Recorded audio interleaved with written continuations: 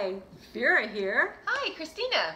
And today our topic is desert periods. And so, this is actually a really good one because Vera and I are going to talk about how do you know if you're in a desert period and what can you do to help yourself if you're during that period. During that time. Because that is really a challenging time to take any kind of advice or anything. It is, and some people call it the dark soul of the night. That's kind of. I mean, the dark night of the soul. Dark night of the soul, yeah. Dark soul of the night. Yeah, but that's good too. Yeah. Yeah, but you know, a lot of times people think they're in a desert period and they're not. Right. You know, it's just maybe a little bit of a challenging time, and it's like one after the other, but that doesn't mean that they're in a desert period. Yeah, and first we wanted to explain to you what a desert period is. And that is because it's like a period of time in our chart that we wrote to specifically get a very challenging lesson. And a lot of times it's like a lesson that started in other lifetimes that we've had, isn't it, Vera? Yeah, yeah. You know, but also it could be just a time that you need some respite from what you have been going through too, and it just makes you, it's kind of like a, you know, sit back and start thinking about what you need to do. You know, it doesn't have to be, oh, woe is me kind of thing, but it feels like it. Yeah, right. It's really challenging. Yeah, and it's like being in a desert because of the fact that when we're going through it, our spirit guides cannot help us. Yeah. They're not, I mean, they're always with us. You have a great analogy about that. Yeah, it's like it's almost like our spirit guide is looking through the window of an operating room. And we're in there, but they can't help. Mm-hmm. So they're always with us and they're watching, but it's a time in our life that we wrote in that we didn't want help. We really wanted to do it ourselves. Exactly, to find that strength to be able to get that really challenging lesson. And now, Vera, do we only have one desert period in our life? Thankfully, no. I was going to say unfortunately, but you know, no, we don't. Yeah, we can have more than one. Yeah. And now, what's interesting about desert periods is that Angus, through Vera, was telling us that after the desert period, we do have a period of like elation. Yes, and you know, I was just going to bring that up too because I've had clients that have been in a desert period, but whenever they come out of it, they have so many good ideas. Really? Yeah, it's really interesting. It's like they really get motivated to do this one specific thing that they kind of figured out while they were in that desert period. You know what's interesting about that? It reminds me of the artists, like musicians, that come up with some of their best songs they've ever had when they're going through the most challenging time in their life. Exactly, yeah. Out of those hard times come these amazing creations, the things that and you have to feel that depth, you know, of whatever it is, angst or despair or, you know, whatever.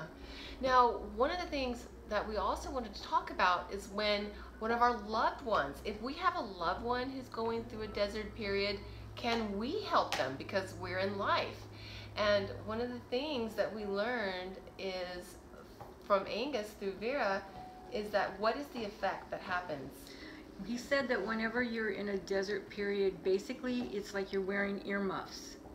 And it's like you're hearing the information that people are trying to give you or the help, whatever it is, but it's muffled. You can't quite get it. And a lot of times you feel frustrated, the person that's trying to help that person out, you feel frustrated because they're not listening. How are they going to help themselves? They can't hear.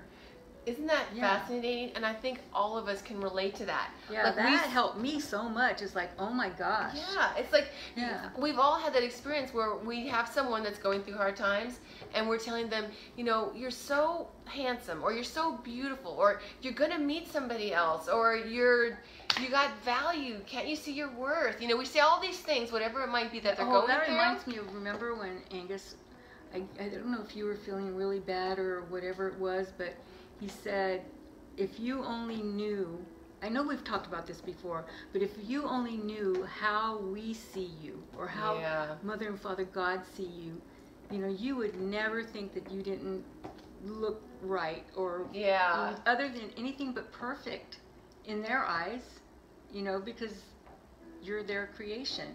And people that love you, they don't see like what that negativity that you see about yourself. Yeah, through that lens of programming or whatever it might be. Yeah, I love that. Oh my gosh, that was just awesome.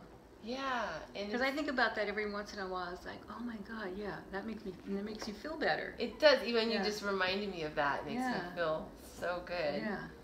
You know, but yeah, and so I wouldn't give up though, because if you, I think that if every effort that we would do to help somebody, even if they do have the muffled, you know, thing but going, they're still feeling your intent. Exactly. They're still, you know, just like in our hypnosis class, John Ammon, you know, he heard, I don't know if it's he heard it or he knows it, but it's you feel the energy of the person that's even 6 feet away from you.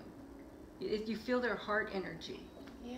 You know, so they'll still feel you, that you're there trying to help them. Yeah. You know, it just doesn't mean that they're not listening to you. Yeah, and every little bit helps. Every little bit, you know, that we do. Yeah. Because sometimes we can't see our light.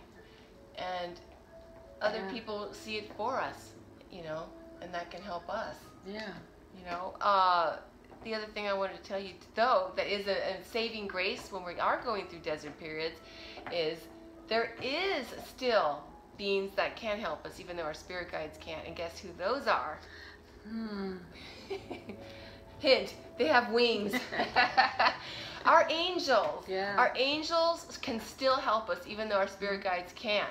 So if you feel that you might be going through a desert period or a loved one, you can call on your angels. They can physically manifest as a person to give you a message in a desperate time. They can talk through a random stranger to tell you something that you needed so much to hear. Yeah. Do you see how great that is? We might be going through a desert period, but then it's like, that could help us go, oh, I see now, and get that lesson. Yeah. So our angels are still there, and you can ask them to, you know, to help you, to give you a message, to help you through what you might feel when you feel that you're going through that. Exactly. Going through those hard times. And I just heard a little creak over here. I think it was an angel going. Yeah. Right on, tell him, because they're there to help. Yeah, exactly. So that's the beauty about what Vera and I love to share with you all, is the more that you know what these individual filings of angels do, then the stronger it is, because you know who to call on. If you are in a hard time, the angels will still come in a general blanket kind of a way, but when you know exactly what they do, it makes it more powerful for you in what you're going through. So you can't really tell she gets excited about angels at all. I really do. Sitting up in your seat. Yeah. So, but thank you so much for joining us today. Trexler, this is for you. Yeah. Thank you for joining us, and don't forget, call on your angels. And keep your light on. Keep your light on. Or however you said it. It was better. Bye. Bye.